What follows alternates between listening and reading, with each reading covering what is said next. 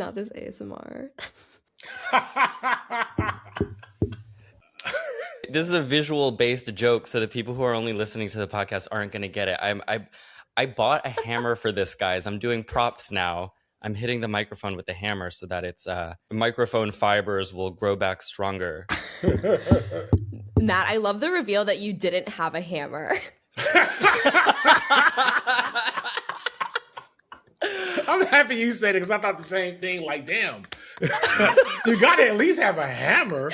You don't have to have a tools. I had to go out and buy a hammer. It is a nice one too. It is neon with grips.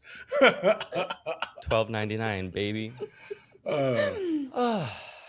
Hello, and welcome back to A Bit Fruity. I'm Matt Bernstein. I'm so happy that you're here.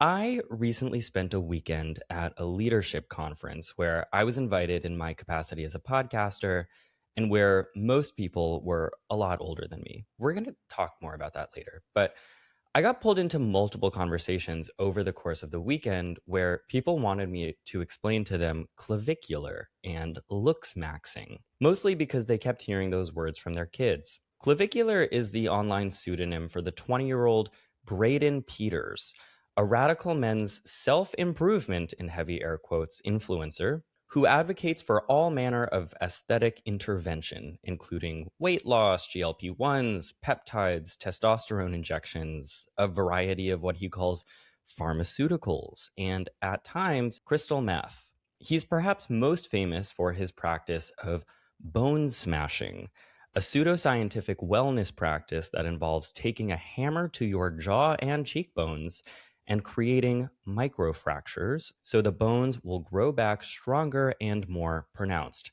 Heavy on pseudoscience, it's not real, please don't do it. Clavicular has millions of followers across platforms, and I don't think I need to make a strong argument on the morality or virtue of any of this. But while I conceived of this episode as an explainer on Clavicular and his influence on young men, I've since noticed how much of the existing media about him, which attempts to do the same thing, is not good. I might argue that I'm mogging you right now. Okay, well, that's a fair perspective. Are you mugging me right now? I don't know. So much of the discourse around Clavicular centers around what he does and the fact that so many young people watch him, hand-wringing about how to get him off the internet. But as someone who personally led the charge to get Andrew Tate deplatformed 5 years ago, I can tell you guys that this type of reporting is at best a small fraction of the story, and at worst, not the point at all. If we can't be genuinely curious about what's happening here and why, we'll just keep mocking young, aggrieved people like they're zoo animals without changing any of the outcomes. And I get that someone like Clavicular is seemingly begging to be gawked at with his outlandish beauty routine. But I also think the fact that he has millions of devoted followers should call upon us to do a deeper inquiry into the conditions that produced whatever's going on here. Reminder, taking something seriously does not mean endorsing it. I do not endorse bone smashing. So we're going to take a deeper look today. And to do that, I am so excited to be joined by two of my favorite people. Welcome back to the show, FT Signifier, YouTube leftist video essay king, and Kat Tenbarge, writer of Spitfire News. Welcome to the show, guys. Thanks for having us. So excited to talk about this and hopefully not smash our bones. Yeah, no bone smashing. I feel pretty satisfied with my bone structure to not employ the use of a hammer. I do have my very first hammer in case anyone ever wants to use it throughout the course of this. Afterwards, you'll begin by learning how to hang up a painting in the apartment instead of smashing your cheekbones in. I don't do that. My boyfriend does. That's the magic of a gay couple. Before we launch into this, what is your baseline knowledge coming in / feelings / whatever? This is my take on clavicular. You got it. This is the Dadaist response to the rise of Jordan Peterson.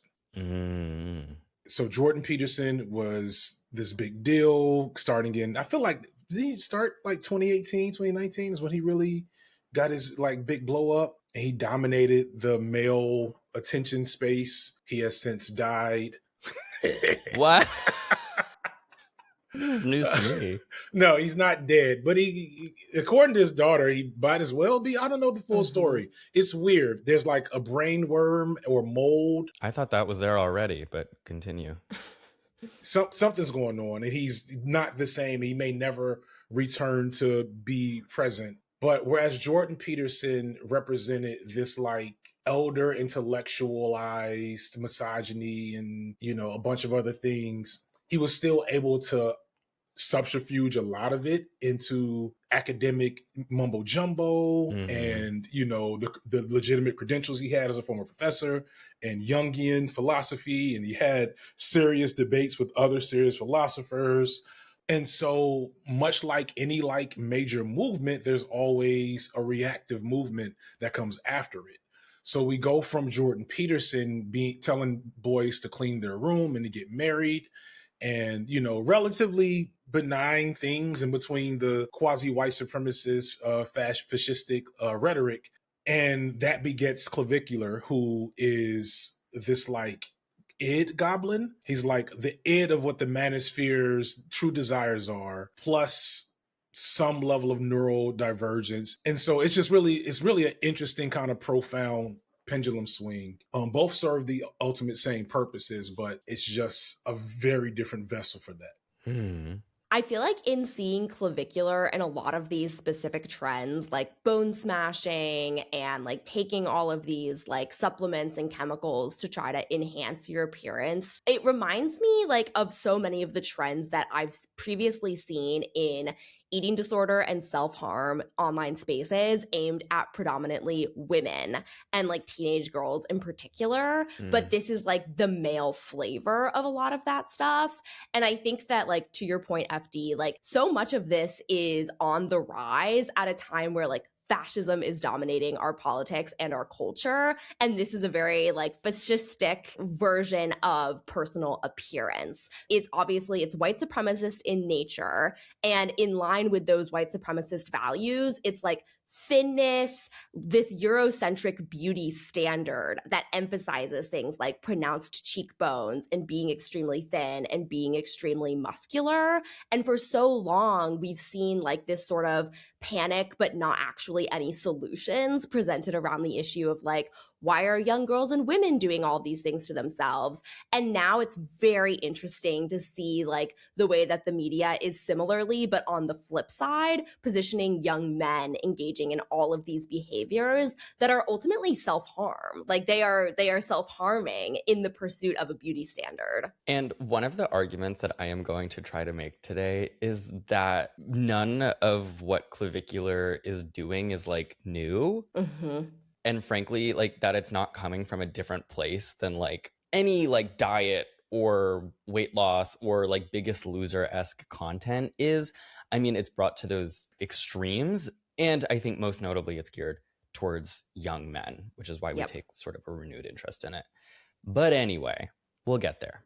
Shall I launch into Braden Peters' early life? Absolutely. Not a lot of people know that his real name is Braden Peters, which is a very like, it's very like a like, have you ever seen the meme of the young white like Southern mother holding up the whiteboard? She's pregnant. She's like, should I name my kid like Lakin or Brayley or Watkin? And this feels like very in that vein. Braden is like the most like elder Gen Alpha name that I could imagine for like a white boy. He's born on December 17th, 2005 in New Jersey. He's raised in Hoboken. His parents were competitive bodybuilders before he was born, which I think is really interesting. It's also very relevant because I imagine that did a lot to shape his value system around aesthetics. Dysmorphia is extreme. Basically, you have to have body dysmorphia to be a bodybuilder. It's kind of like not possible to not have body dysmorphia and be a bodybuilder. Also, more than likely, anabolic steroid use and the use of other illicit substances to produce a certain look. This starts in the home, to pull a somewhat problematic phrase. A lot of what he's doing right now and his matter-of-fact response to it is probably a byproduct of what he witnessed as a child. And I feel like that's so crucial because oftentimes in looking at young people who have like self-harming behaviors and eating disorder behaviors, we assume that the internet introduced them to these ideas when like more often than not, they're very complex biosocial disorders that do come from like parents and authority figures instilling these values at a young age, and sometimes even the same detrimental behaviors like steroid use. He went to Seton Hall Preparatory High School, which that won't mean anything to most people, but that is very close to where I grew up. I went to public high school, but like we would play Seton Hall and all these sports things that I was not involved in. But I heard he went to Seton Hall and I was like, oh, like you're from down the street. That's crazy. He was, by his own telling, a real loner growing up. He has always had an obsessive personality as a young person. I mean, he's still young, but as a younger person, he loved Nerf guns and he really loved GTA 5, which is a normal thing for young men to love. He is neurodivergent. He talks about that pretty openly. I think it is a really important part of this story that often gets glossed over because I think now a huge part of his content, an unspoken part of it, is the spectacle of watching a neurodivergent person handle social interactions, especially in a place as like turbocharged as Miami. Can I send you guys a yearbook photo? Class of 2024. He graduated high school in 2024. Wow.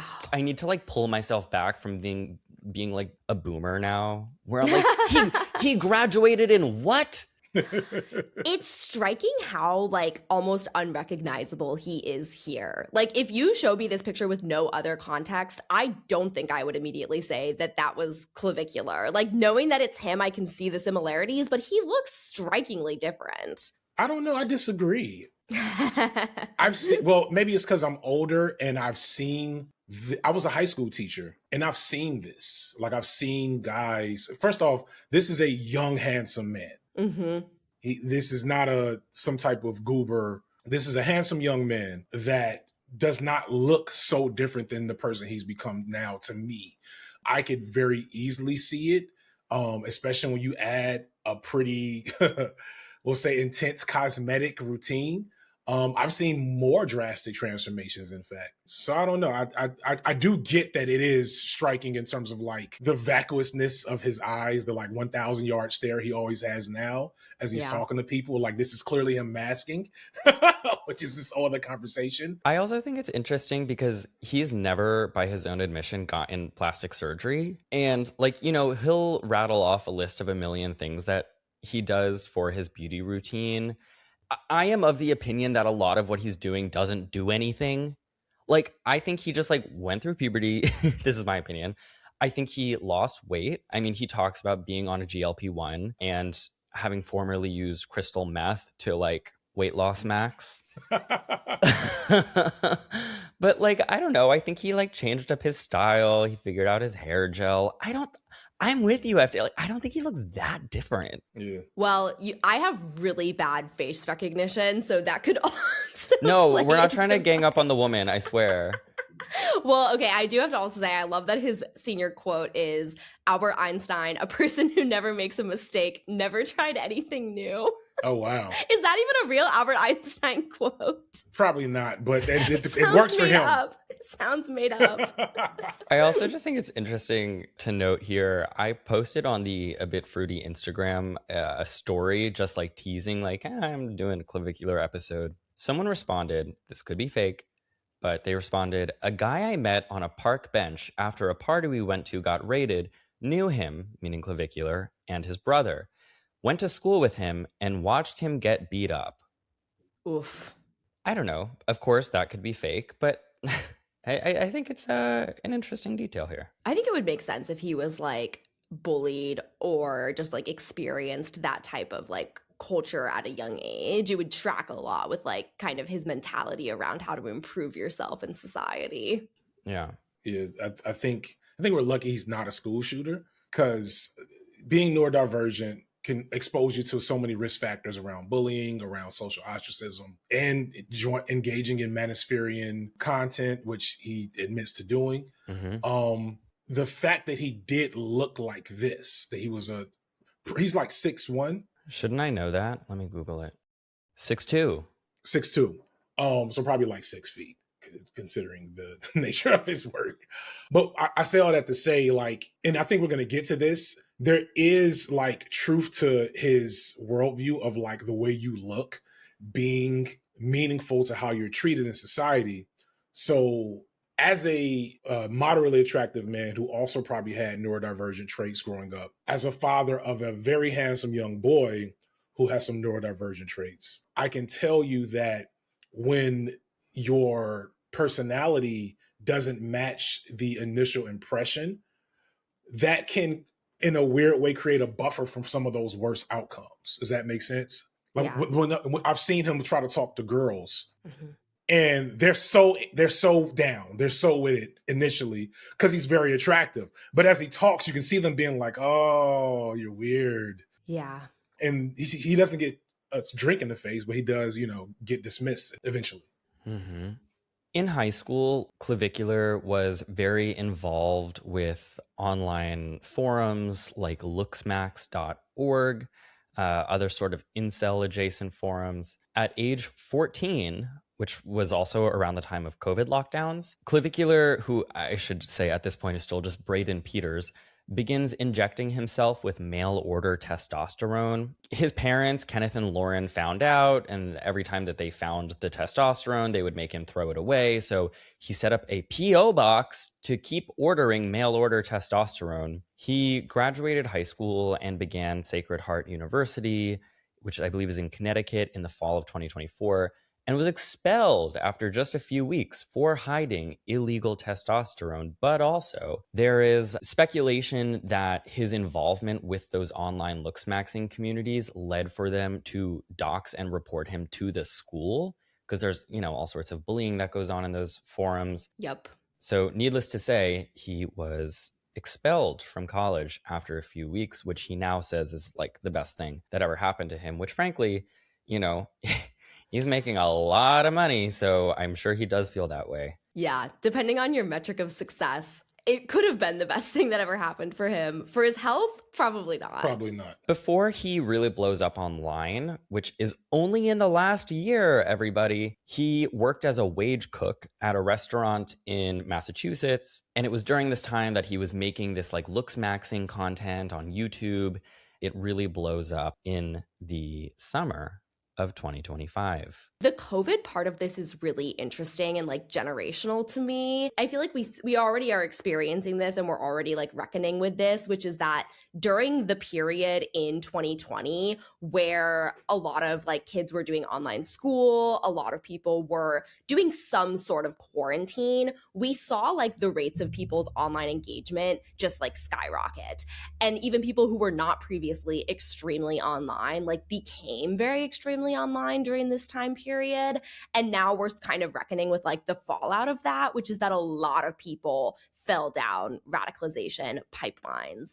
And it's no surprise because like looking at the bigger societal portrait here, people were scared and anxious and looking for ways to like control their surroundings. We also know that eating disorders, like reported rates of eating disorders, people seeking treatment for eating disorders skyrocketed in these early days of the pandemic, because one of the motivations for wanting to like restrict and control your body is knowing that it is one of the few ways you can control what's happening to you. And so I think that is like really inextricably linked with like the earliest days of the pandemic and the quarantine. And like that is a very generational component of Clavicular and his like peer cohort to me. I used to do public health and behavioral health. There's going to be like some really interesting longitudinal studies in like 15 years about how COVID affected a generation of young people, both my children who were very young when COVID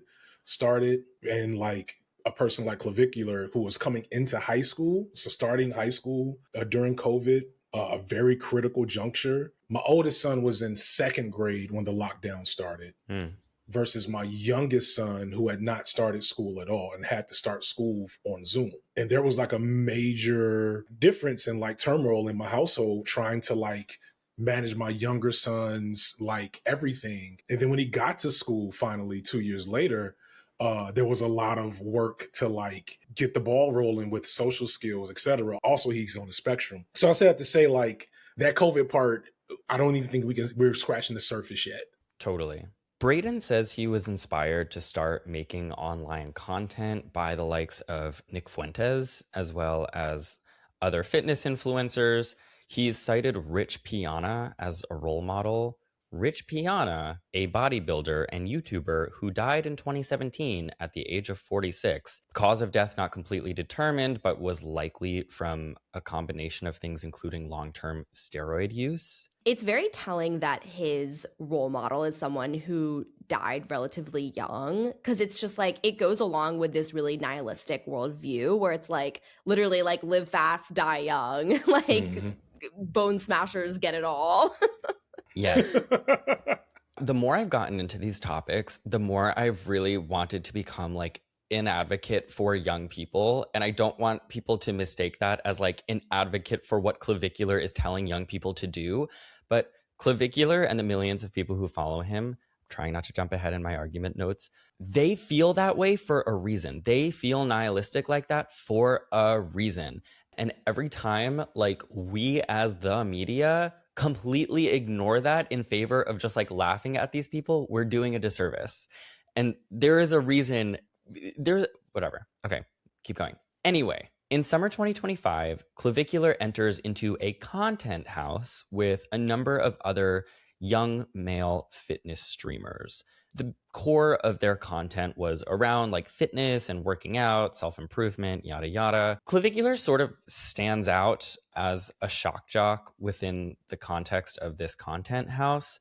He has a habit of saying the N-word. He would just say it to get a reaction out of other people. Like there's clips of him like walking into a restaurant and just like saying the N-word and people just kind of like being like, what? And I don't know, that aspect of his come up is sort of just like pathetic and desperate to me. Pathetic and desperate, yes. Effective.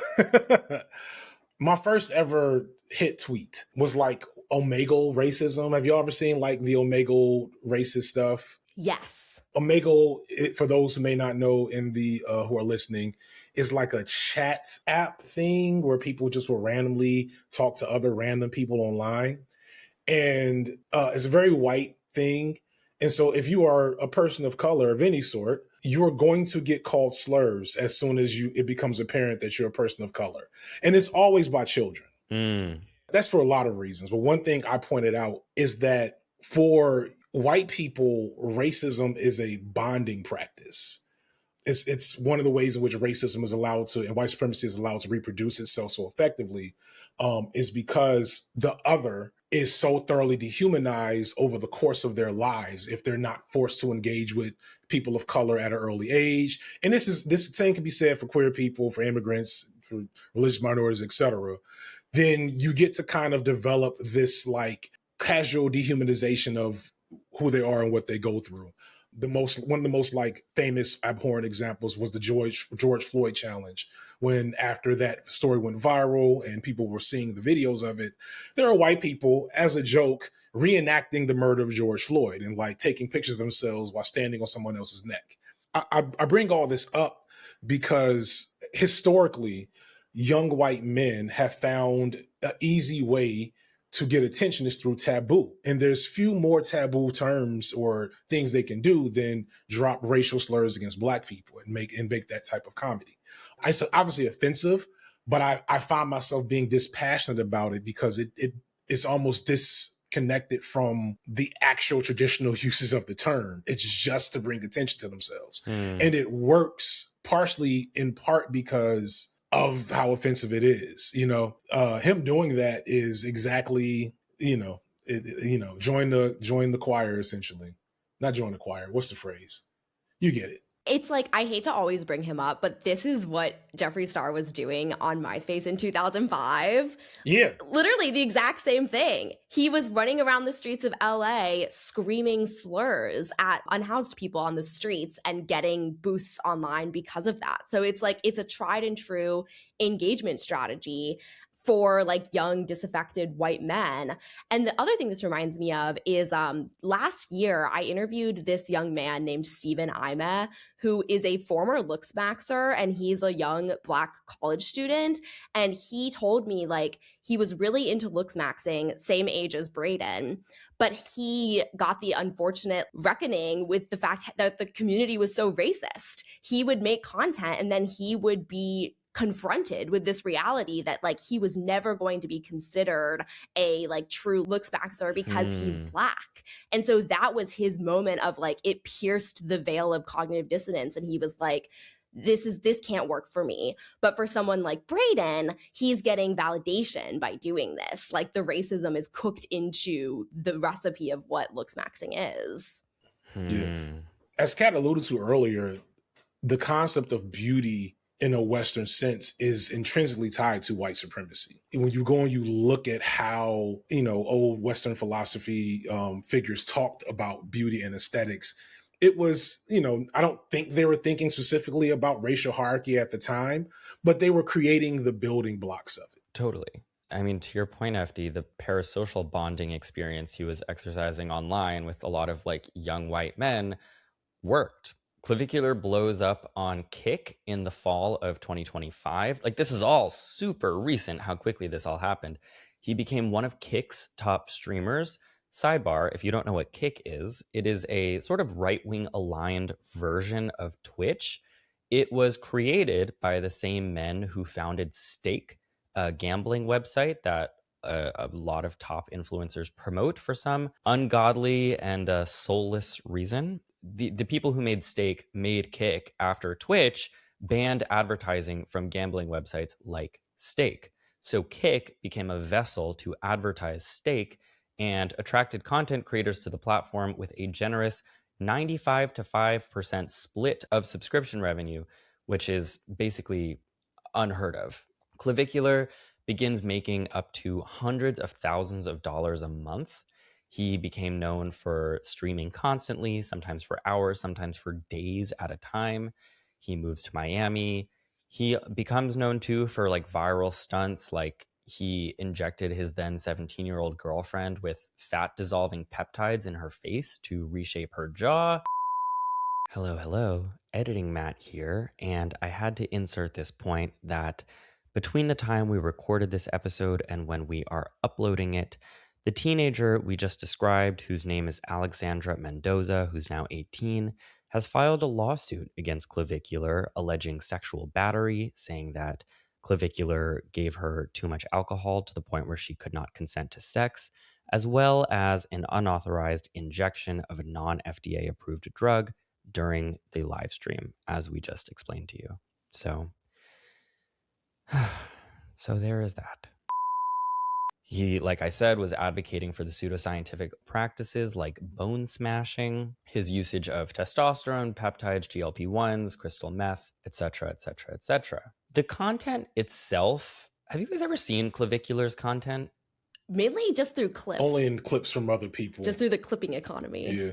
And there is a big clipping economy. Basically, people who take like 1 to 2 minute clips of Clavicular's hours-long streams, disseminate them on places like Twitter. Clavicular's live streams, if you've never seen them, they are sort of like a cartoonish depiction of like a Miami high roller.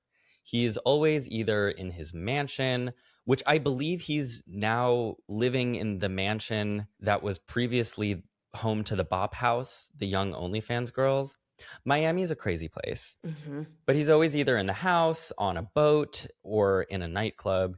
He's usually surrounded by other looks maxing influencers, young men in tank tops, which I am wearing today. I call that, I don't know, fruity maxing. You know, they all have a look, like astoundingly wide jaws. He's also usually flanked by young women who all look like Tana Mojo. Gotta Google who that is. Is that gonna make my history look weird? No, she's at this point, given the circus of influencers we're describing, she's kind of just like a normie at this point. I do now have trouble. I'll see advertisements for like energy drinks and I'll be like, I literally cannot tell if this is Tana Mongeau or if this is a woman who just has made her face look exactly like Tana Mongeau. Clavicular is oftentimes taking some sort of drug, put a pin in that, and struggles through daily social interactions. He struggles through talking to women at the club. He struggles talking to other men. Like I said, I think an underdiscussed part of the whole clavicular spectacle is his neurodivergence. I don't want to, blow my talking points about the media aspect, but I think it's very purposeful that the mainstream media is not engaging with not just that aspect, but all the other parts of what undergirds what he's doing, and how it's working so well for him. I would like to take just a quick minute from the show to give a shout out to Factor for sponsoring today's episode. Don't you just love when you get home after a long day, you open the fridge, the groceries, they're looking at you. They look good. They're waiting for you to do something with them, but you just don't have it in you to cook. That's just most days for me, so no judgment here. Or maybe you're a meal prepper, and what's looking at you when you open the fridge is the same chicken and rice you've had for dinner for the last 4 nights. What if there was an easier, more varied way to eat in a pinch?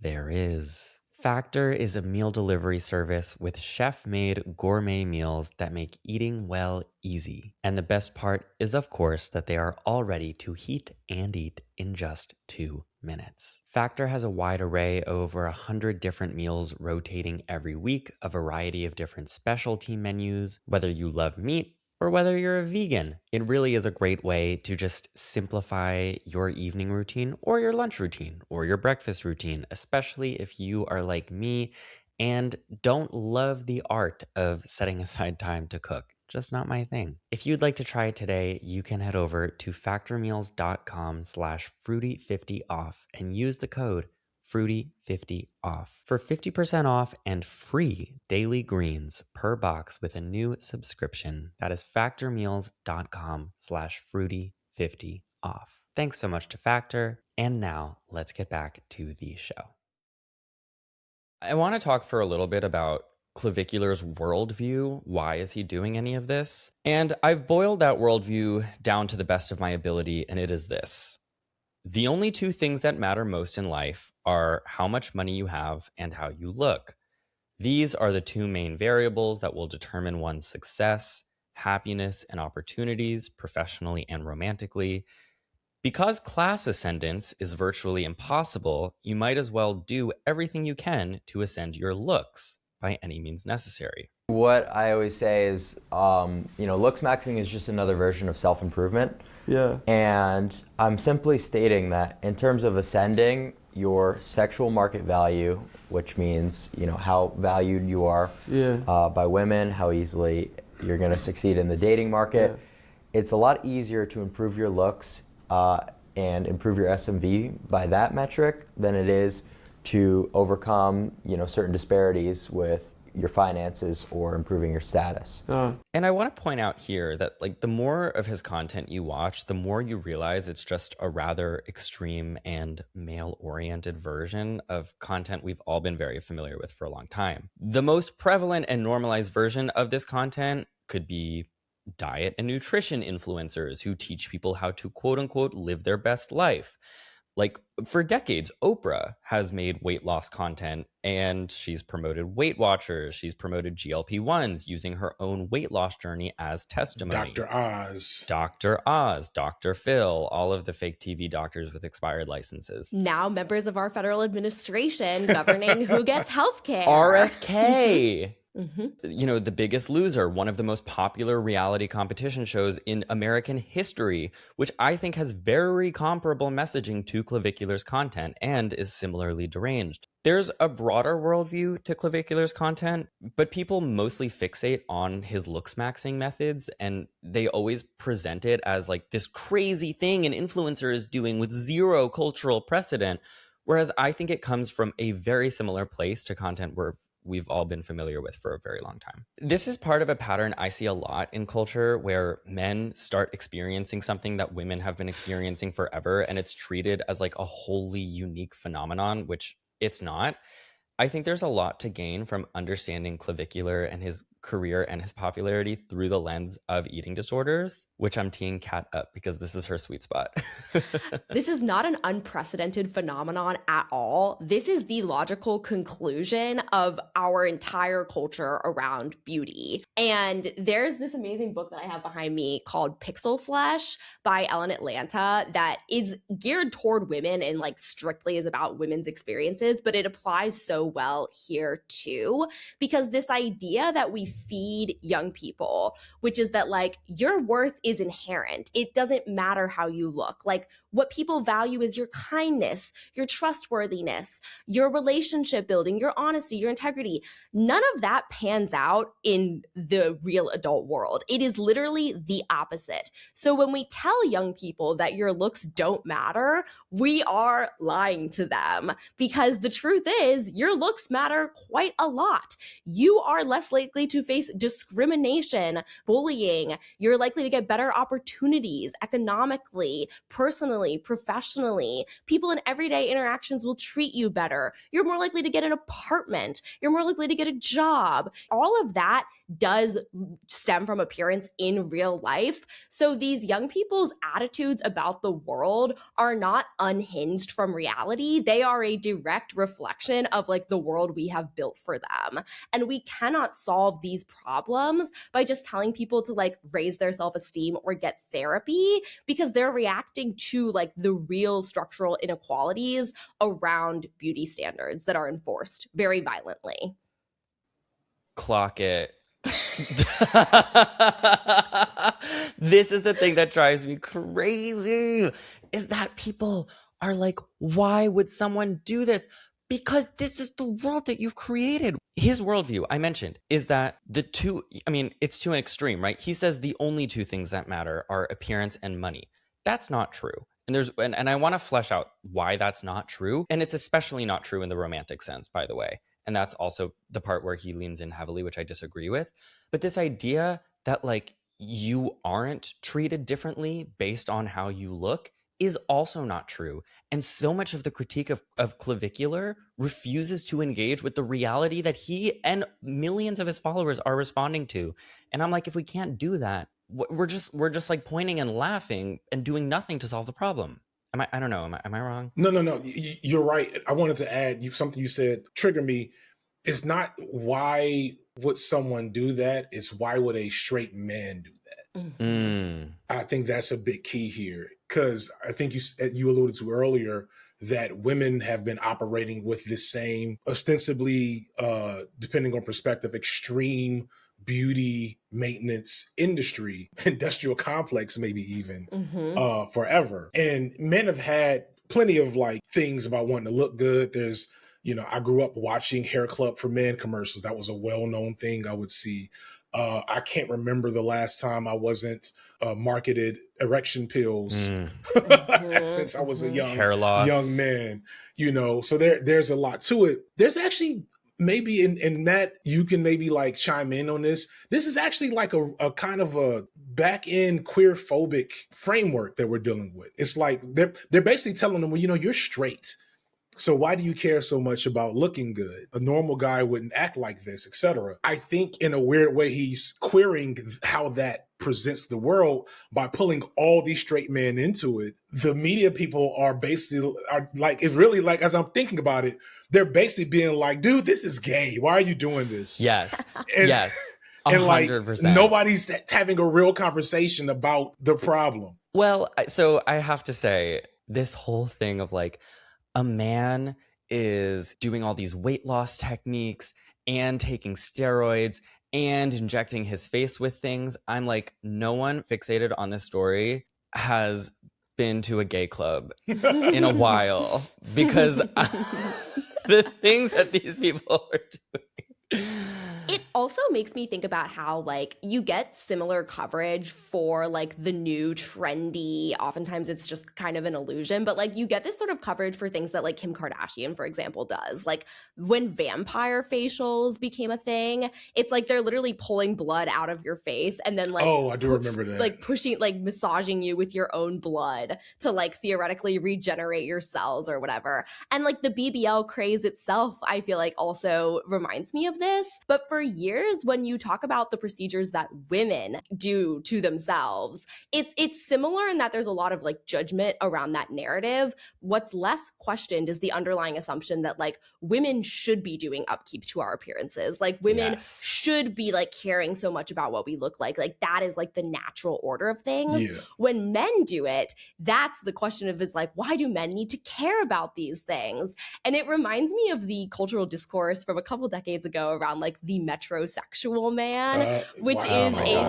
is this late capitalism metrosexual discourse? I think so. I think that's what this is. That just brings me back to my childhood. I've probably told this story before on the show, but I remember like going as a kid to buy shoes with my mom at DSW, and I picked up a pair of like red Converse or something, and she was like, "Aren't those a little metro?"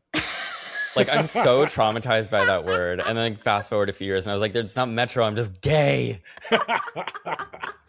It's like, and like for those who don't remember this discourse, like my remembrance of like the metrosexual discourse was basically like straight men are investing in personal hygiene, clothes that match, and they're even like doing like they're buying products for their faces. Like, what's going on? But they're not gay. Then why would they do this? What's funny is that's also like a recurring thing through history. There's a Twitter thread where a guy is like marking every like decade. There's like an article like, are men manly anymore? And it like goes from 2010 to 1910. And it keeps happening over and over again because masculinity has always been a perilous framework through which to try to organize society. While we're on the topic of eating disorders, I just want to add as sort of like a funny sidebar that there is basically a woman's version of Clavicular whose name is Liv Schmidt. We don't have time to get really deep into Liv Schmidt today. She is like the head like thinfluencer on sort of like the extreme part of like eating disorder TikTok. She is a very small white woman, formerly I think like a signed model, but now just she sells like a community oriented course of like how to develop like anorexia, essentially. Is what it is. Is that right? Would you say? Like she and Clavicular are two sides of the same coin to a ridiculous degree. She has the exact same worldview, and her worldview is also like you need to be as thin as possible, and that is the way that you will gain like success and opportunities.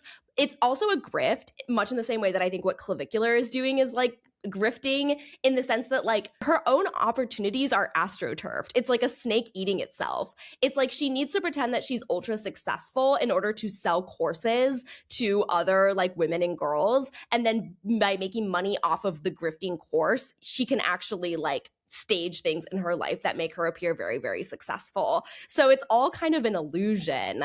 But both of them sell these like courses just to men versus women. And the Liv Schmidt courses are literally like, pay me, X amount of money a month, and I will tell you to eat 400 calories a day. And like, here's how you're going to do it. And the funny thing about Clavicular and Liv Schmidt is that they are essentially the same person, and they are also beefing. So funny. Now we're getting to the fun part. No, it is so funny. There are clips. I'm going to throw one in here if I can find it. But like Liv Schmidt has gone on Clavicular's stream, and Clavicular accuses Liv Schmidt essentially of like grifting, of selling her own followers bad advice. And it's very funny because it's like the Spider-Man meme pointing at each other. I'm like, that's you. Can you just like be nice? Like, let's just get through this. Let's just be done. I'm being kind to you on the screen, and like you're just like over here being rude and making passive aggressive comments. Why would I be nice to someone who's intentionally scamming? I'm being nice. You're giving them improper advice that you're selling for thousands of dollars. Meanwhile, you have no idea what you're talking about. So don't ask me to be nice. I'm simply putting you on the spot that you are not an expert in any of this stuff. You I've never are claimed simply to be an expert. I've always done it off my advice. No. You're leading women completely astray by lying to them, by putting on a front that you're being nice. It's like, no, you're just ignorant to any way that they could actually ascend and improve their life. And if you didn't know, like if it was totally divorced from the context of who Clavicular is, you'd be like, wait, he has a point. Because he's like, Liv, you're scamming them. You don't know their bodies. Everyone, it doesn't even work. And then you're like, wow, he's making a point. And then you go look at what he's selling. And it's the exact same thing. Yeah. We should certainly touch on the overtly misogynistic elements of Clavicular's worldview. He subscribes to and is driven by something I've talked with you on this podcast about, FD, the sexual marketplace value theory, or SMV, which is an incel-derived theory that all people have a numeric value in the dating marketplace, 1 through 10, primarily determined by money and appearance. He believes women are hypergamous, perhaps more hypergamous than ever, meaning they are exclusively drawn to men above their own rank, which is why it's important as men to reach those top ranks, lest you never get a girlfriend. I mean, I think with Clavicular being the topic in particular, it is important to acknowledge the role that desirability and socioeconomic status has in your ability to find love in this country. We live in a capitalist, white supremacist nation. So the more capital and the closer your proximity to whiteness, the better off for you in most cases. In most cases, there are plenty of exceptions, but they wouldn't describe it as that. According to the incel gods, our Lord and Savior, Elliot Rodger, as they would probably say, it's just because women are innately evil and illogical at the same time. The funniest thing that always bothers me about this type of rhetoric in these conversations is that these guys don't ever have girlfriends. Mm-hmm. They never have girlfriends. They've never had wives. They've never had functional relationships. They've never, been in love, even possibly, a lot of them. So it's always like the blind leading the blind, which is what makes it possible because, like, if I also have never had any romantic anything, then how would I know that this person is grifting me and lying? It's Dunning-Kruger effect. If you don't know enough to know what's nonsense, you'll go wholeheartedly into that nonsense. Like this whole worldview around dating and relationships is immediately shattered once you spend 10 minutes in a normal real world setting. If you just go to like a mall or an amusement park or a restaurant in any like normal place, you will, and look around you and look at the people who are in relationships and look at the families and look at the couples, it's obvious that none of this is true. With Clavicular, you could genuinely make the case that this 20-year-old barely operates in the real world. Like, we know from the age of 14, he was spending all of his time, for the most part, in extreme isolation on these, like, extremist online platforms. And then the second that he, like, reaches adulthood, or, like, shortly after he reaches adulthood, he's now basically shuttled around from, like, one influencer space to the other. He doesn't spend time in, like, the real Miami. He goes to these, like, influencer houses. He really lives in this like surreal hyper reality where maybe the illusion that all of the stuff he believes in is not true for the vast majority of people, maybe that spell is not being broken for him. Yeah, and he will very openly and harshly judge women's appearances in a way that is obviously misogynistic, though I will say he's kind of a rare bird in the sense that he is almost, if not equally, critical of men's appearances, which I think is actually relevant because it speaks to a deeply homoerotic element of the whole looks-maxing community and its obsession with like men surveilling other men. Yeah. I find his nature to be queer in a way, if that makes sense. Oh, say more. I don't know if I want to say more because I don't know how I feel about that take. Clavicular, more like queervicular. It's like the famous quote, and now I'm forgetting who it's from, but it's the man-loving quote.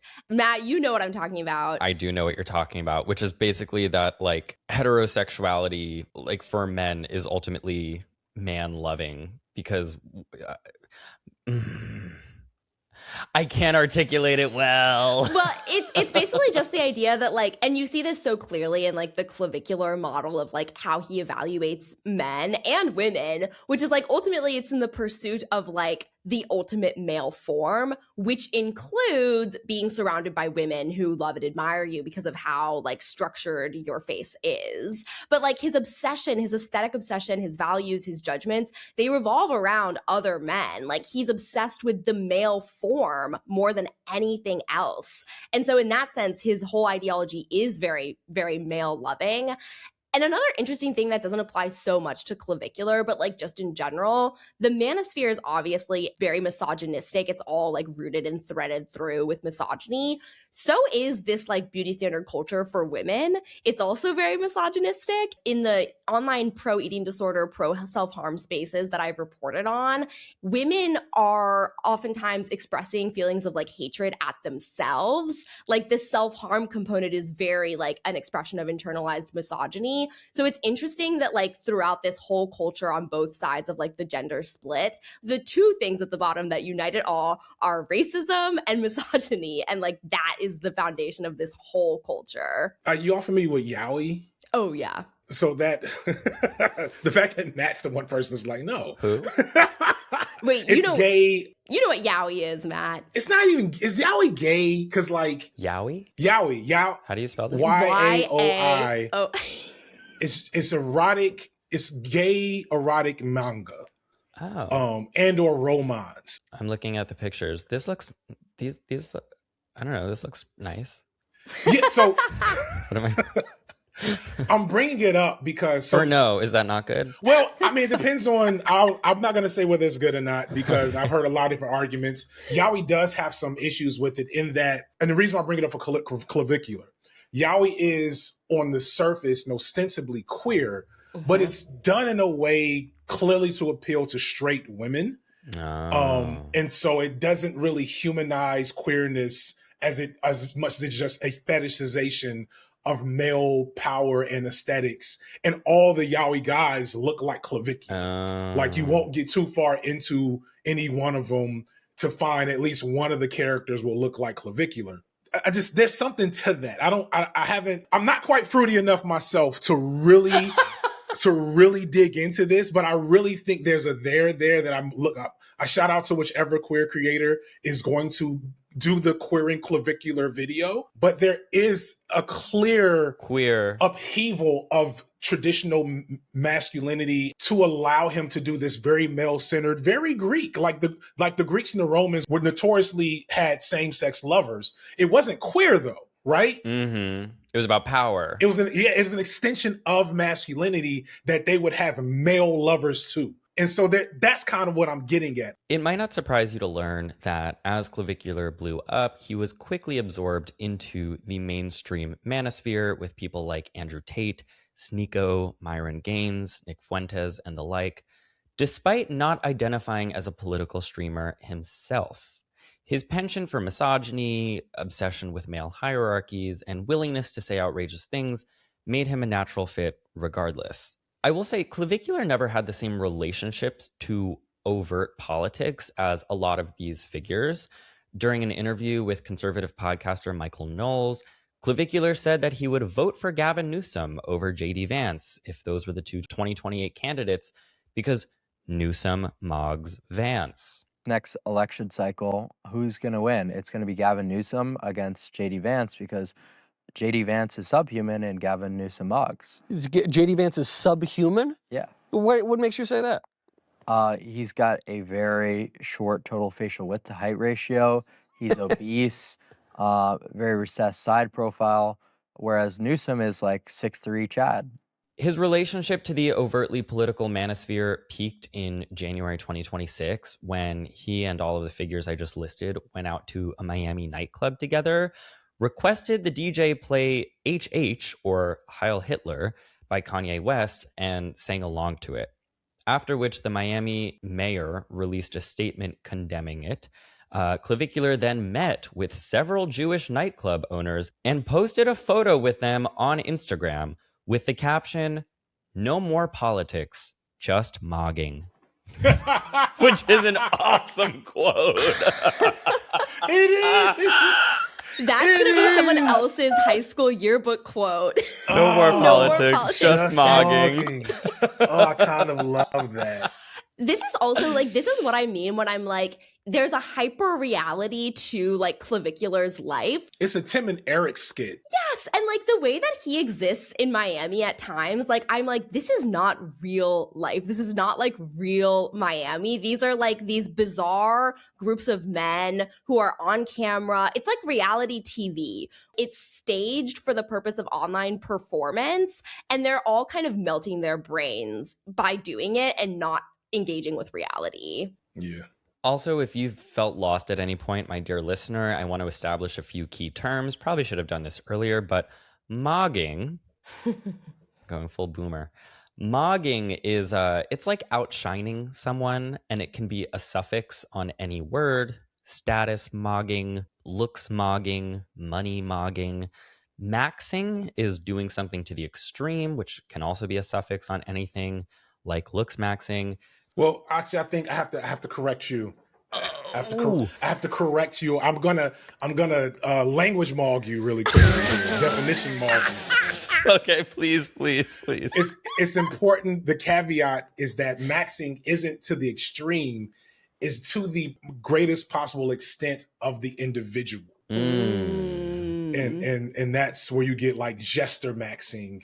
I remember when I first heard this with trans maxing a couple of years ago. Did y'all hear about that one? Trans? With incels? Like being as trans as possible? Yeah. So one of the things that the incel community, which is also very artistic. Godly, I'm opposite of mogging with language now. There was like it went viral, like a post within their world, basically saying if you're a slim wrist, scrawny, short male, you actually can transmax to be a mid-tier female. Essentially what they were saying.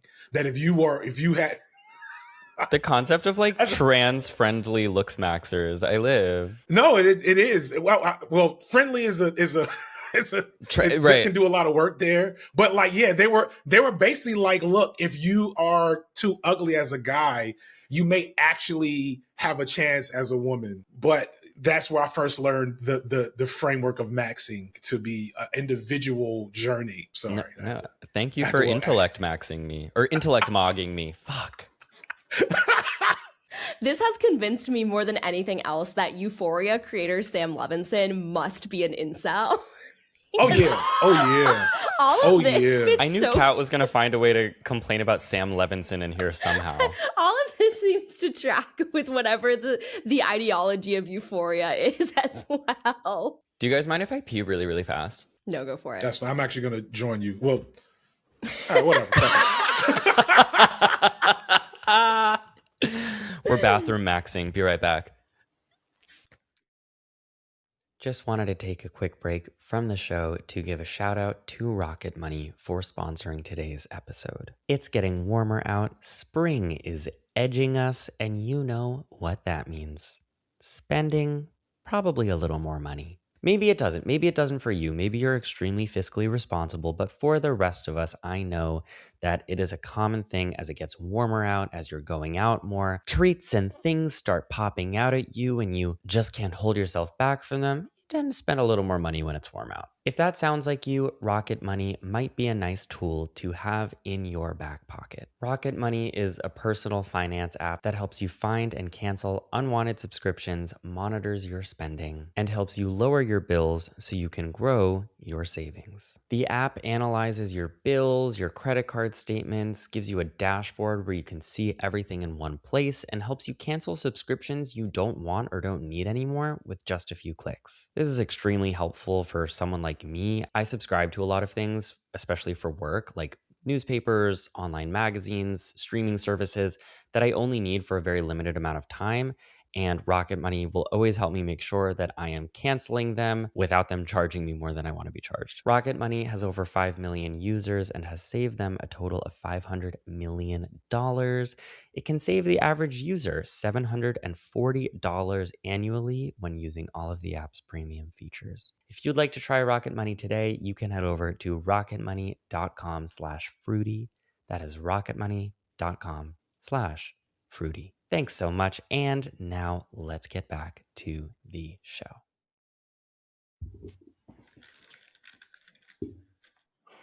Matt's back already. I got piss mogged. Piss break mogged.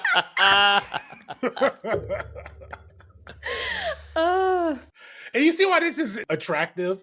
It's because it's a meme. It's so easily memeable. It's fun. I've said of the argument that Black women and Black queer people are the like originators of all internet culture. But the incels and the 4chaners, they might be second, low key. Yes. There's a handful of things they've done that I have to say they cooked with, if not for just the comedic utility. Yes. Unfortunately, it's usually related to racism and sexism and homophobia, whatever.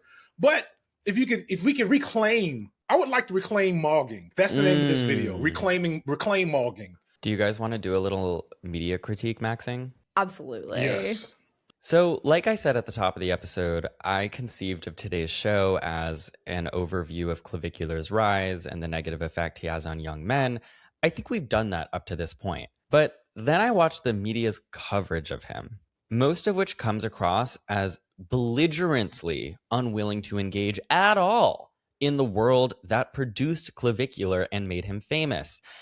And realized that if I didn't do that, I'd be wasting your time and doing this subject a disservice. So I essentially just watched hours and hours and hours of Clavicular interviews, and I've pulled a bunch of clips for us to talk about. I want to start with a clip from Clavicular's interview with Adam Friedland, which was, by the way, the least bad interview. In it, Clavicular is explaining why he'd rather invest in his looks than in student loans. You could help people doing medical school. I would never go back to school. I'm already doing good enough on social media where I can't even think about the word school in a serious context. You could be a doctor. You could be a good doctor. It's a good job, no? No, doctors. But you know all this stuff. Do doctors agree with the stuff you're saying right now? Or Doctors is it, are... You're rogue. I'm telling you, listen to this. These people are literally going to school for 10 years, accumulating a amount of debt just to make, like, you know, a wage that's not really going to elevate you to a position where you could beat any looks disparity. So it just doesn't really make sense to me. Okay. Like, I have something to say. I'm ready to hear it. It is very hard to acknowledge any level of rationality within the things Clavicular says without it coming across as an endorsement of his whole shtick. I'm aware of that, and for the 6th time, I'm not endorsing his whole shtick. I'm not endorsing you to invest your student loan money in plastic surgery, as he goes on to argue for, saying it won't get you in that much trouble. But he is speaking to a generation of young people, boys and girls, by the way. He has a large audience across the gender spectrum. I don't know if there are a lot of non-binary Clavicular fans, but, you know, who have real feelings about the world that this type of rhetoric is tapping into. And I want to say, with regard to his specific referencing of, like, why become a doctor when I could just looks max and be an influencer? I just listened to a whole thing about private equity firms buying up medical practices and how a lot of doctors in places like New York City just helped elect Zoran Mamdani because increasingly doctors, who we've always thought are the epitome of, like, you've made it, you own your own practice, you have freedom, you aren't part of the working class if you're a doctor. But guess what? When private equity firms start buying up your medical practices and turning you into an employee with strict quotas of how many patients you have to see and how long you can spend with each one, well, now doctors are increasingly identifying as workers. So I think the class analysis here is really interesting. I was just about to say, this is a perverted materialist analysis he is giving to us. Exactly. Because what strikes me about Clavicular is he often correctly identifies the problems facing his generation, but offers, obviously, horrible solutions. But my problem, though, is that the mainstream media coverage of him, which Adam Friedland's not exactly mainstream media coverage, and so I'm not even referring to this interview, but a lot of the coverage can't even concede that he's tapping into real generational despair. Yes. Right. You know? Yes. Yeah, so the media's role in general is to be a function of the state in so many ways. That's why even what we're doing now, while we are all independent, like, right, we don't answer, I'm assuming we don't answer to, like, greater resources except for a sponsor or two. Even the way these algorithms function, they function for the purpose of manufacturing consent. Even when you want to be transgressive or radical or whatever, then it's like, okay, but how can we atomize you as much as possible? How can we create rage cycles with you and your audience? How can we make sure that you're fighting with Hassan or, insert other figure here instead of actually, building power? And I say what to say, for the still very mainstream media, which is not being watched by us as millennials, which is only being watched by boomers and older, for them, it's to reaffirm this image of young people's despair as a bunch of silly kids eating Tide Pods, that don't want to show up early for work and don't want to work hard, like we did during the good old days when men were men and didn't bone smash. And so, like, it doesn't surprise me that you're describing the media as treating it. They did this to PewDiePie 10 years ago. Now, it's becoming harder for them because now more and more they have to engage with the clavicular in order to bring eyeballs to them because nobody around his age is watching mainstream news. But what it comes down to is they can't engage with him critically because that would mean engaging with everything critically, and their viewers don't want to hear that. 100%. When I first started reporting on influencers, it was around the time that studies were coming out, like surveys showing that a huge percentage of like Gen Zers and now Gen Alphaers, like their dream job was influencer. And a lot of the adults in the room reacted to this by saying like, this generation is so self-centered, so selfish. The idea was that this was the fault of the young people, that this was a character flaw, and that the reason why they wanted to be influencers instead of astronauts or scientists is because they were just like bad people.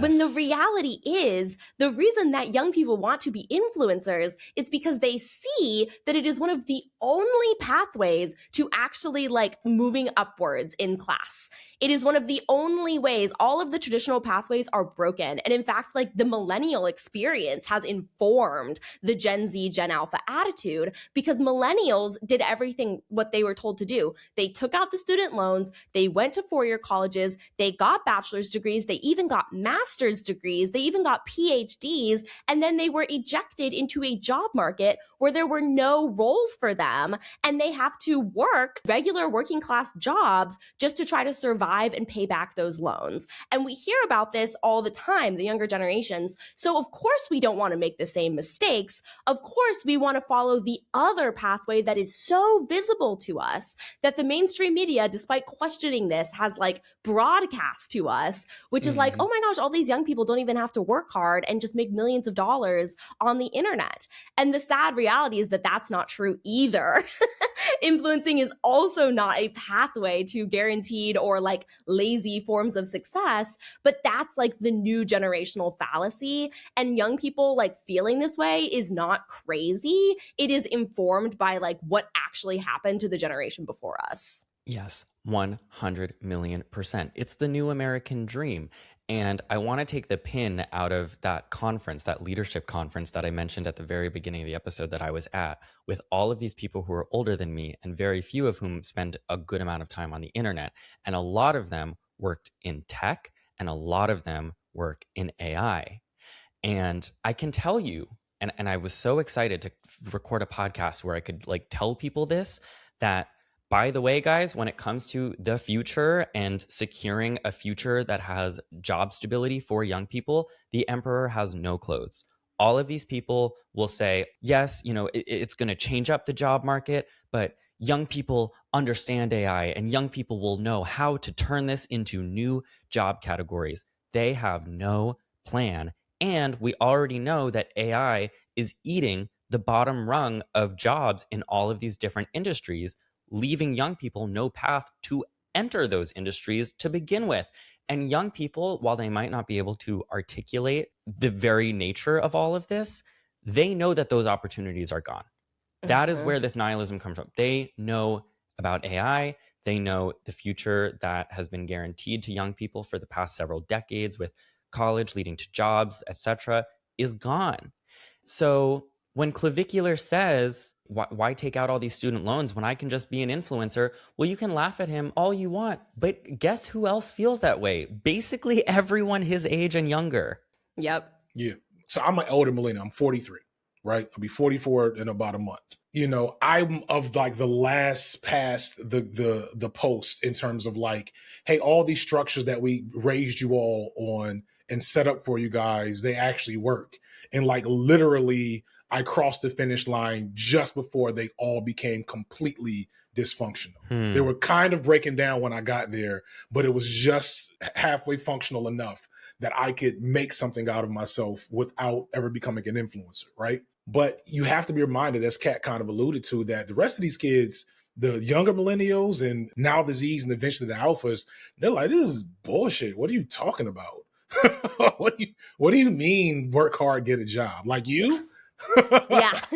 Yeah, they know it's a joke. Ironically, I have found like in my years of like working for various mainstream media companies, within the media ranks, I think that there is this sort of like resentment toward influencers because I think a lot of people working for the mainstream media actually blame the symptoms to be the cause. Like mainstream journalists, that job market has never been great. And now it is literally like it is the last remaining people who are about to be pushed off of a cliff. And I think a lot of journalists feel like influencers took our jobs. And so a lot of the coverage of influencers and of social media platforms is very resentful and very angry and very like they want to stick it to them. They want to humiliate influencers. They want to like knock influencers down a peg. But unfortunately, like now it's reaching a really interesting point in like journalism culture because so many journalists are influencers now. Right. They got to get that Substack popping. Exactly. Many of the journalists who are still at these major publications are like clinging to that idea that like influencers are the enemy instead of the reality, which is like our economic mode of capitalism has failed. We are like all plunging into an abyss together and like taking shots at like someone else who's just trying to like survive and thrive is not going to help anybody. That's how I feel watching a lot of this coverage. Speaking of which, Clavicular did an extremely viral interview with a notably handsome interviewer for 60 Minutes Australia.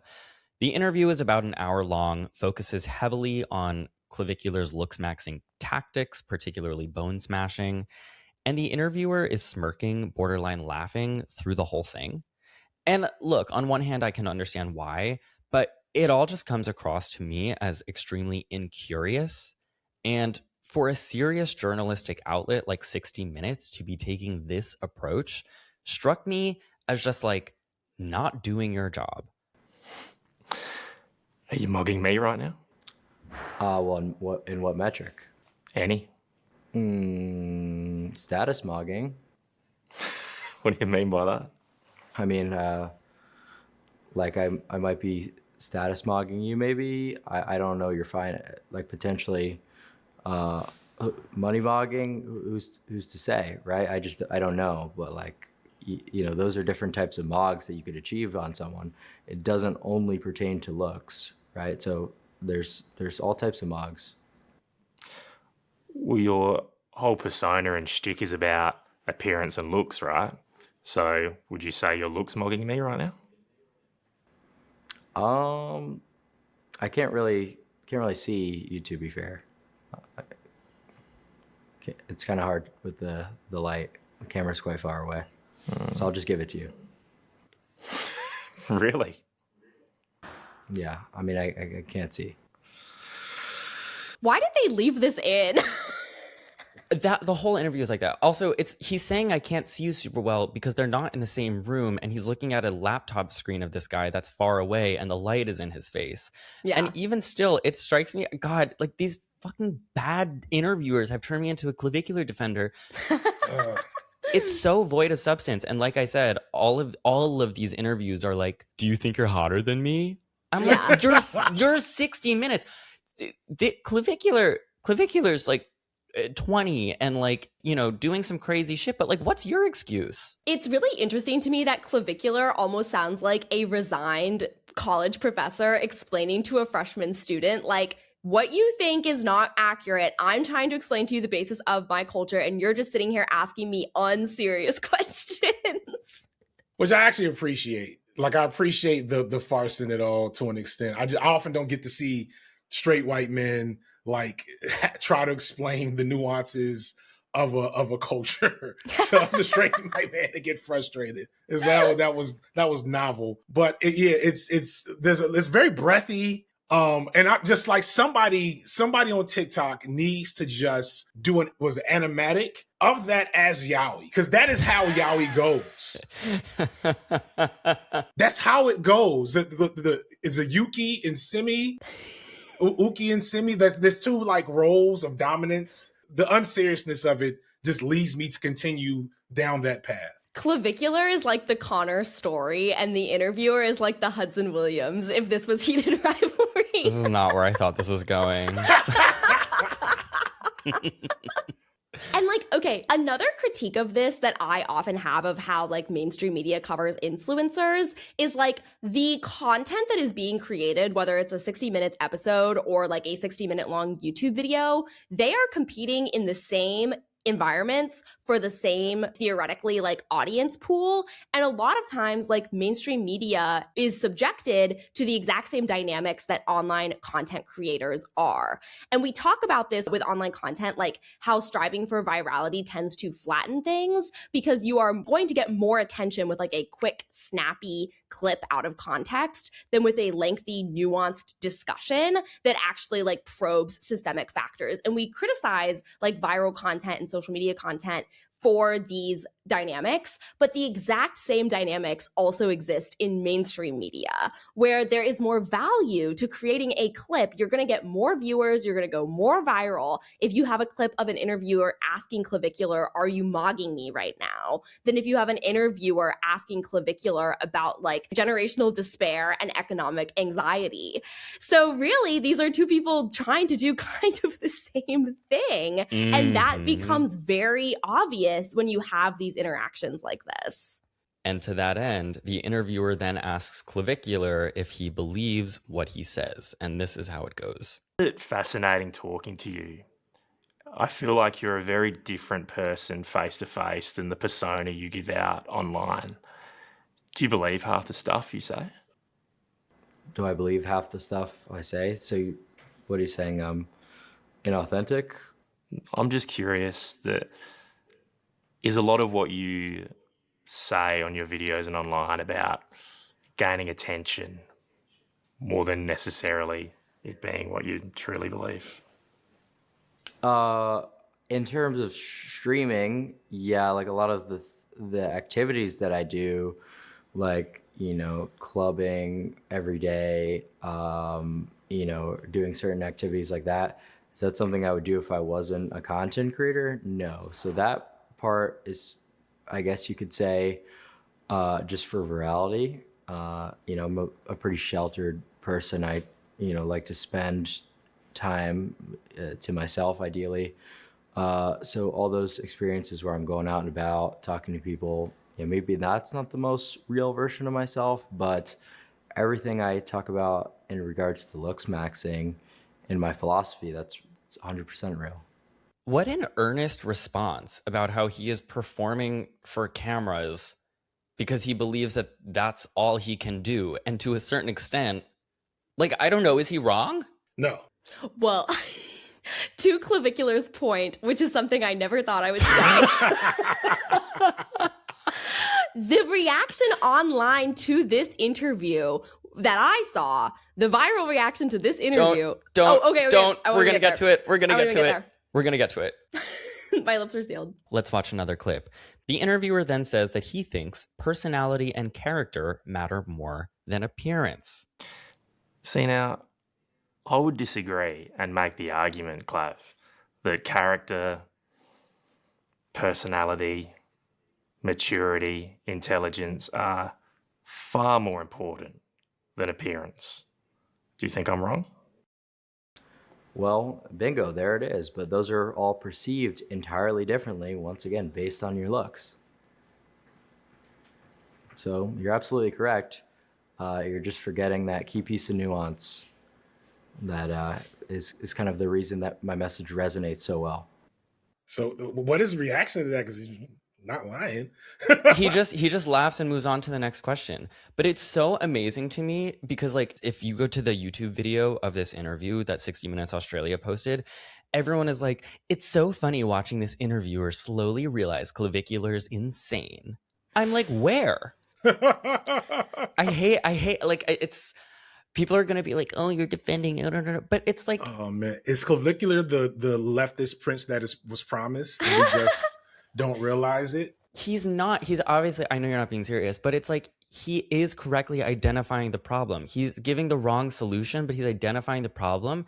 And the interviewer is like laughing and just being like, that's not true. It's like, hello, you're a gorgeous man doing an on-screen interview. Why do you think that is? Right. Poorly. This is, again, like, this feeds into the nihilism of the young, because young people aren't stupid. And, like, you see Donald Trump in office, and then you get on here and you're like, being intelligent and kind is what matters most. Please. Clearly, that's not true. It all contributes to the decline in institutional trust, because when people sit there and tell you things that so blatantly contradict with reality, like, you hear that enough times and you're just like, oh, all of the institutions are lying to me. Like, this is how I feel like a lot of young people are sort of like radicalized into like nihilism, and then also these extremely toxic subcultures, because it feels like someone is finally telling them the truth, even if like what is actually being told is this very like skewed portrait of reality. But at least it seems to hit on something that like the mainstream media is not willing to say.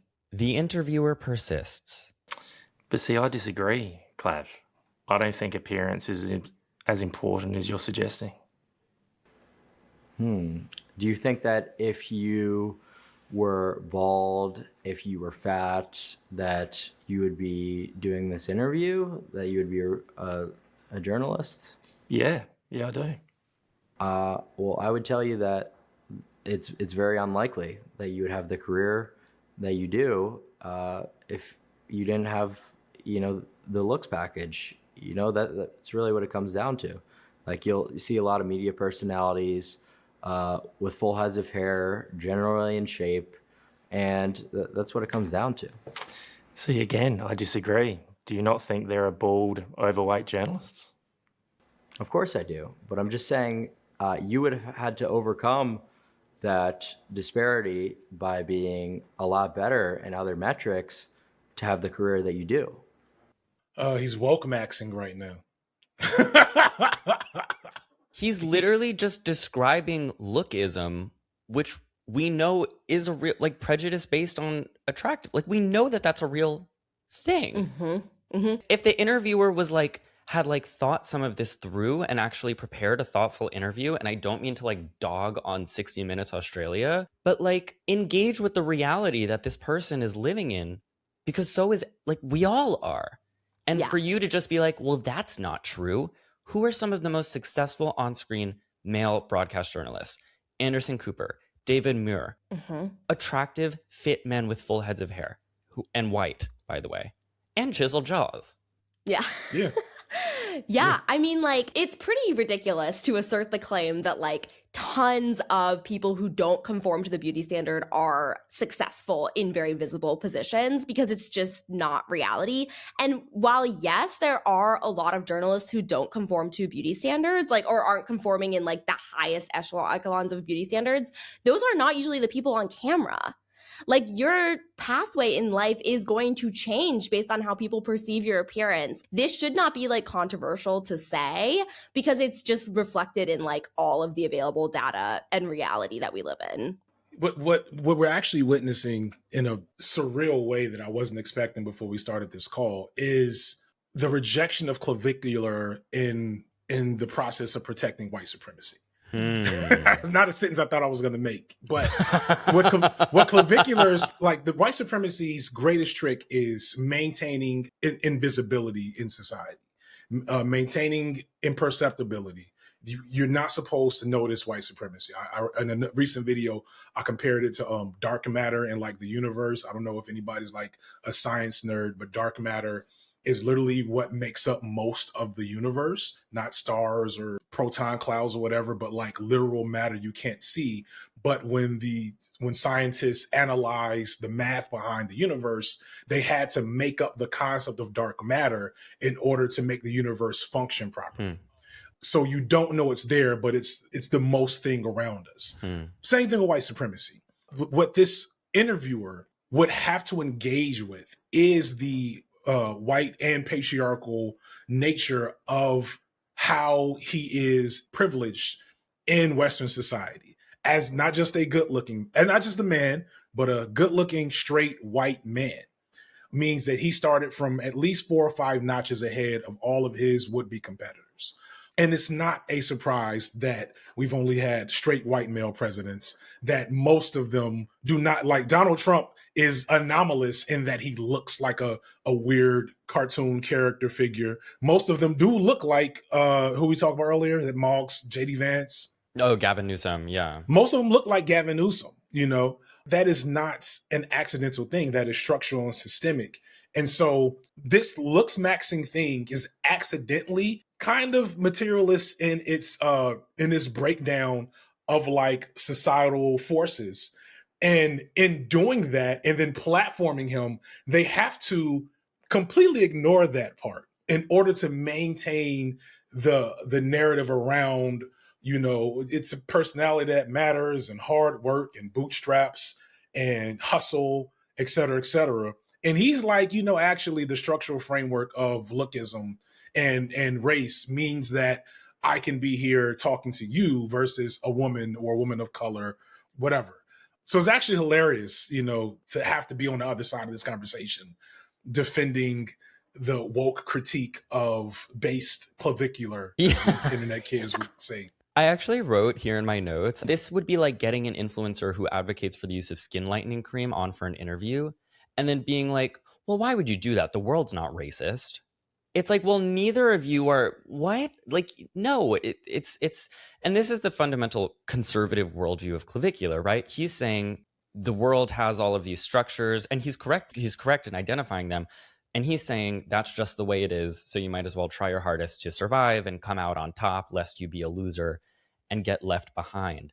But this interviewer is doing nothing for anybody, least of all the viewer, by ignoring the reality that Clavicular is saying we should all just do our best to survive under. Like, the leftist critique here is like, yeah, we have a world that values those things and prioritizes attractive people in all sorts of ways, and we should fight against that. Yeah.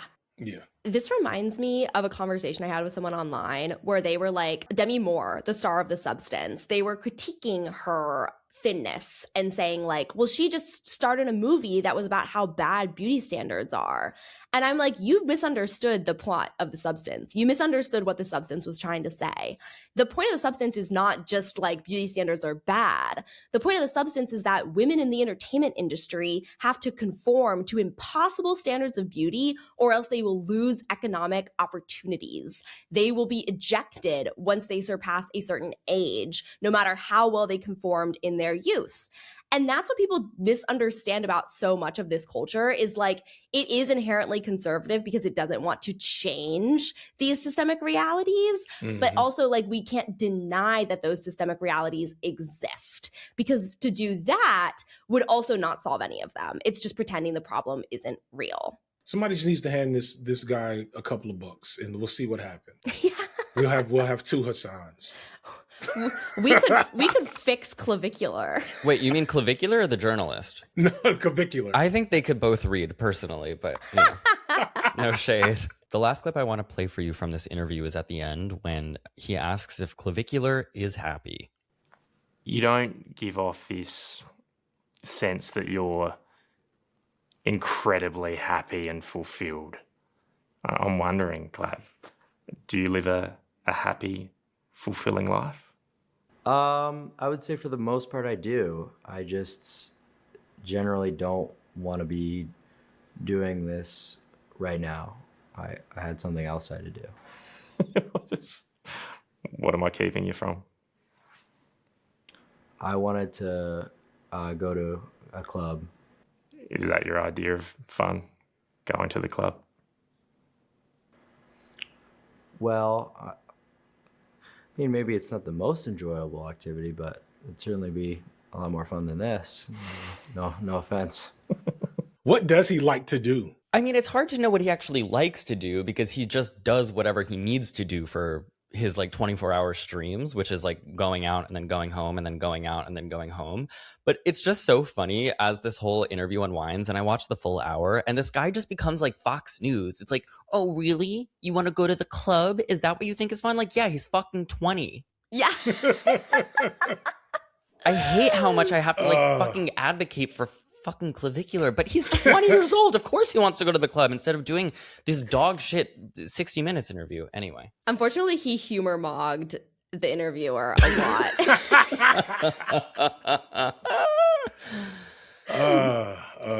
That was revealing and astounding. And I mean, it makes you come back to that initial take of like the thing that people sometimes missed about Jordan Peterson, and really all of the Manosphere folks, is that they are responding to the material world in a maladaptive way, right? The reason why these entities are powerful and require us to struggle against them is because they provide community to young men, a more diverse group of young men than people often realize, that are incapable of getting it elsewhere due to the ravages of capitalism and late capitalism.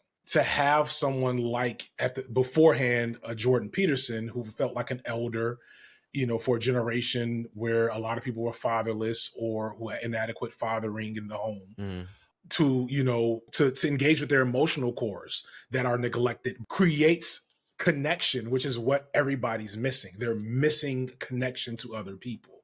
And so for whatever reason, Clavicular and his lifestyle makes people feel connected. If you don't acknowledge why that's possible, you're just kind of making content. That's what this really is. Just content. Exactly. For ad space. Here's where we can take the pin out of what the broad reaction was to this interview, which, Kat, do you want to say? Well, everyone was like, it's so funny that they put Clavicular with this really hot Australian broadcaster. And people were like, he's actually hotter than Clavicular. Mm-hmm. And that was the main takeaway. I saw people takeaway from this interview was like, actually, the broadcaster's hotter than him. The only tweets I saw with hundreds of thousands of likes were like, oh, I bet Clavicular is shaking in his boots because the interviewer is hotter than him. And I'm like, guess whose worldview you are reinforcing right now? Yep. Jesus. It's very silly to me. And honestly, scrolling through any social media platform on any given day will reinforce Clavicular's worldview, which is why he has it. Because if you are a young person who is spending a lot of time on social media, as all people for the most part now are, then of course you're going to walk away with this worldview, because that is how people treat you. They make snap judgments based on your appearance, and then that dictates how they respond to anything that comes out of your mouth. Right. Wild business. Around this time, Clavicular also does an interview with Piers Morgan, which is just similarly a joke on the part of Piers Morgan. Here's a clip. I might argue that I'm mogging you right now. Okay, well, that's a fair perspective. Go for it. For those who don't know what I've just said, what does mogging mean?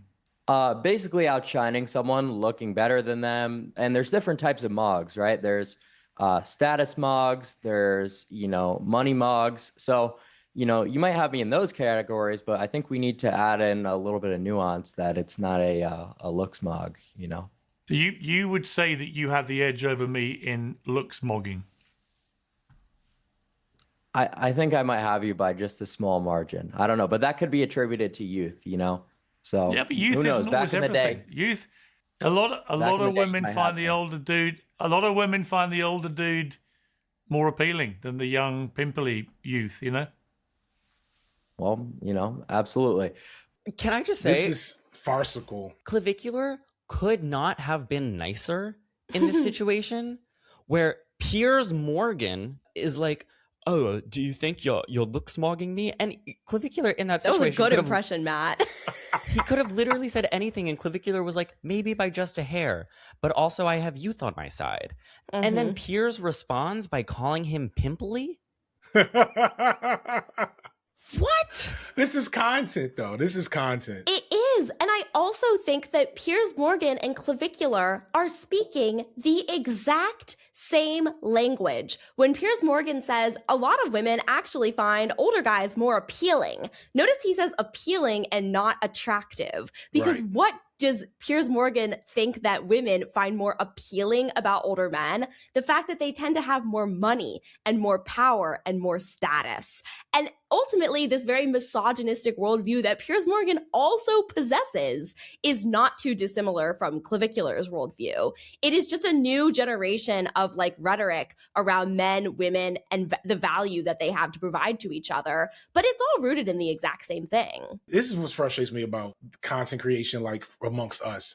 I haven't watched too many Clavicular videos, and no shade to different creators, but all of them have mostly done lefty intellectual version of what Piers Morgan just did, right? Yep. It's mostly just like, isn't this guy weird? And I hadn't seen anyone engage with the critique that Clavicular presents to society. And now even more so, because I noticed, you know, the phrase, everything I've learned about this person is against my will. So that's been me with Clavicular, right? But I noticed how he has been everywhere, 60 Minutes, Adam Friedland, so on and so forth. And I'm like, man, this is a lot of media attention for a guy that clearly doesn't have a whole lot to say. And it isn't even like, it's not that engaging. You all have ignored all the other aspects of the manosphere. Why is this one in particular of such importance to platform in all these spaces? And I realize it's because he's saying the quiet part out loud about the structural frameworks of our society, and they need to engage with it in order to pillory it so it sounds silly. Because this is maybe a bit of a reach. There's a framework of analysis happening here that a handful of these people might catch wind to, and then they might fuck around and hear this podcast and then start reading some shit, and then suddenly you have critical theory maxing. You know what I'm saying? Like, inshallah. Right, hopefully. That's wishful thinking, obviously, but my point is that you can't identify the dark matter. It has to remain invisible. And he's doing that, and they're like, no, you're silly. You're silly. I'm mogging you. I think that that's really true. And I also think that, and again, this reinforces Clavicular's worldview, but I suspect that another reason why like all of these media outlets are willing and eager to profile him is because he is an attractive young man. Like, again, not endorsing the things he's done to get there, but like he has succeeded in becoming very conventionally attractive. And I think he was to begin with, going back to that yearbook photo. But like, Asmongold is a influencer who has a much bigger audience, I think, than Clavicular. Yeah. And you never see the mainstream media talk about that guy. And he is not conventionally attractive. And I think that is a big point why. I think like news agencies famously love interviewing hot people and spotlighting hot people's stories. Because again, I hate to say it, but to Clavicular's point, you will be more visible in society if you conform to these beauty standards. And like, if you really wanted to talk about people who are influencing young men, you would see more of this like cast of male characters online, but you don't. The news doesn't even know that a lot of those guys exist. They literally are invisible to them because they're not bone smashing. On April 14th, 2026, just a couple weeks ago, Clavicular was at a Miami bar with his fellow Looksmaxer and former friend, Androgenic, where he looked extremely out of it, kept reiterating how fucked up he was on whatever drug he'd taken as he walked around this nightclub with his camera crew and fans coming up to him taking selfies. Before he dropped onto a bench on the side of the club, Androgenic offers him more Adderall. When did you last take blues? You want natty? You want natty? Then Clavicular goes unconscious and slides onto the ground as cameras cut out. iPhone footage from onlookers show a crew of people rushing him into an ambulance. He was brought to the hospital and treated for an overdose. There's no confirmation on what exactly he overdosed from, but it's rumored to have been a cocktail of drugs, including GHB. He returned to the internet the following day with a tweet. Just got home. That was brutal. All of the substances are just a cope trying to feel neurotypical while being in public, but obviously that isn't a real solution.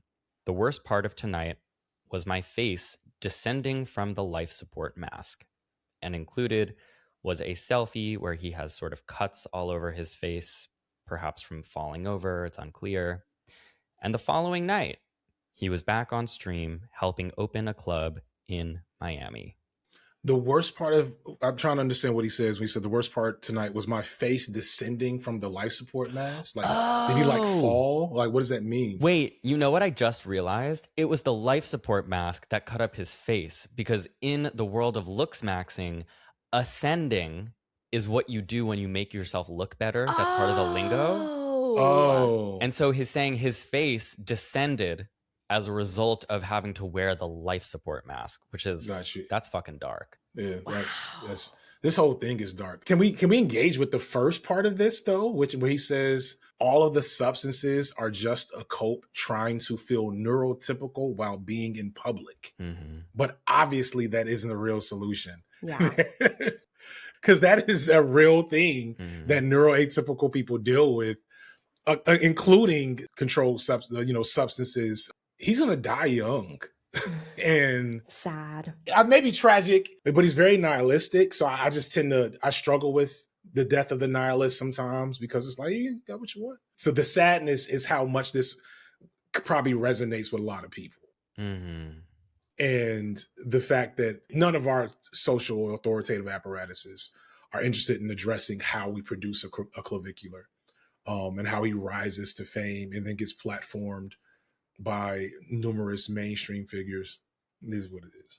I think one of like my cynical takes on this and like the media treatment of clavicular in particular is like clavicular in particular.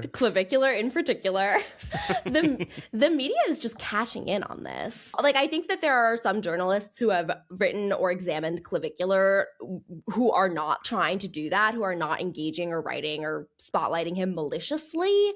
But I do think that when you zoom out and you look at sort of the history of how the mainstream media engages with these very troubled, nihilistic young people, it does start to feel like ambulance chasing. Like, this person's not going to be around for that long. Let's like cash in on the phenomena as much as we can. And by the end of it, we haven't done anything to actually like better the world, let alone like this individual.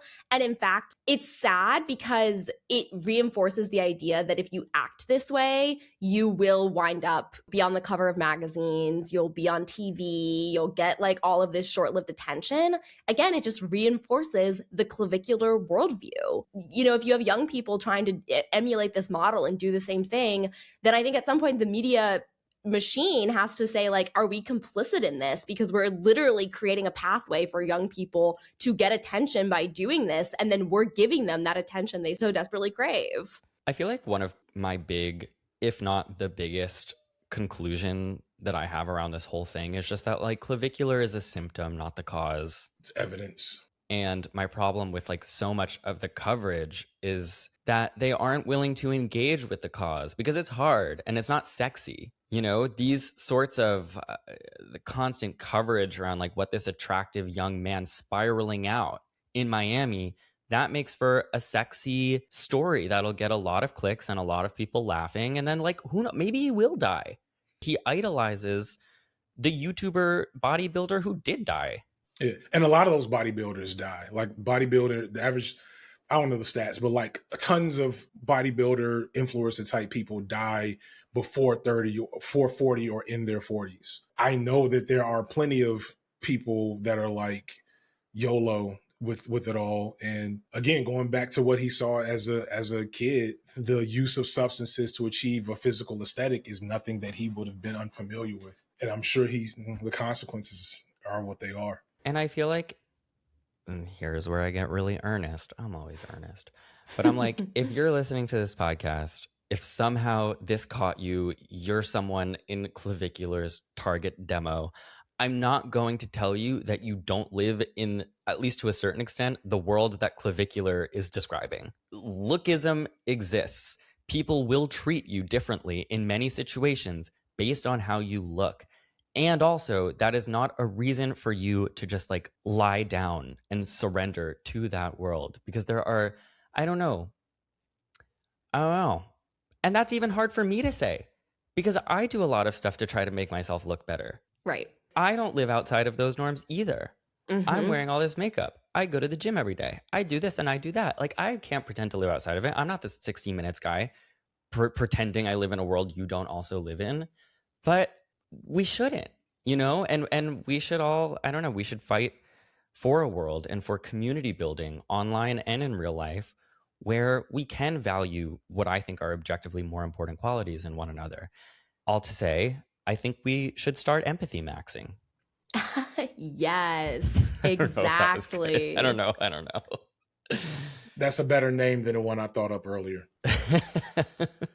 The last thing I'll say is it reminds me a little bit of Andrea Dworkin's analysis. Hey. Someone who, mind you, literally just this past week on Twitter, I saw people posting pictures of Andrea Dworkin and being like, she looks like this, and that's why she hates men, which again reinforces the clavicular worldview.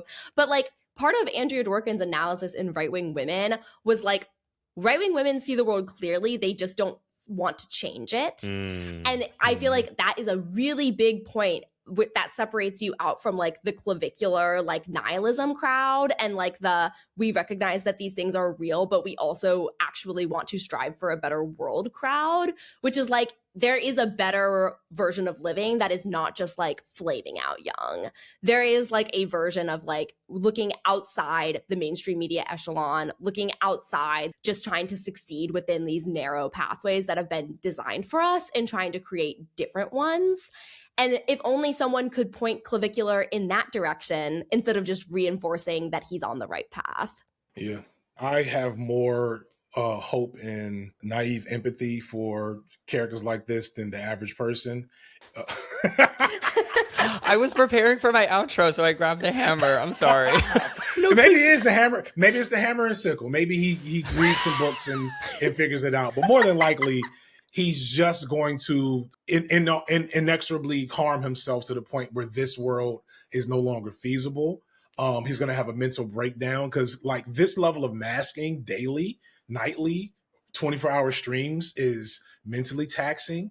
So like there's some type of harm coming his way. And the aftermath analysis, I guess, will be interesting and we will learn nothing. I'm nihilist maxing. You are, but I don't know. It's nihilist maxing. I'm usually optimist maxing, but I think we meet in the middle at like realism maxing, which is actually probably closer to what you're saying. But I can still have, but you know what? This is the thing is like, I can still have hope for everyone who follows him because they haven't cashed in all of their life on this road. That's true. That's true. The manosphere stuff tends to be a phase for young men. God willing, the younger they get in, usually the longer they stay. But hopefully the vast majority of them make it out and figure life out beyond it. FD and Kat, thank you so much for podcast maxing with me this afternoon. Appreciate you. It was fun. Where can people find more of each of you? I'm at spitfirenews.com. That is my newsletter. I am context maxing over there. And Blue Sky, I'm on Instagram at Tenbarge. I am mainly on YouTube at FD Signifier. That's the main tentpole channel. I have 4 or 5 other supplemental channels for different purposes, but the 2 most active are the FD Streams channel, which is me streaming. Sometimes it's gaming, sometimes it's hot takes, and then there's the Signify B-Sides. This is more of like a commentary channel where I might talk about this or something else. I don't know. It tends to be interchangeable with topics, just the level of effort I put into it. I'm also barely on Blue Sky, barely on Threads, barely on Instagram. I'm trying to normal life max and dad max. And so I am getting social media mogged by most of my peers. This is the thing. It's fun. It's fun. Thank you so much for maxing today. I so appreciate your time. I know you could have spent it, maxing in all sorts of other ways, but I appreciate that you fruity maxed with us. I love you so much. I hope you continue to have a wonderful day and week. And until next time, keep fruity maxing. Peace and blessings, y'all. Sorry, it's so stupid. I have to stop.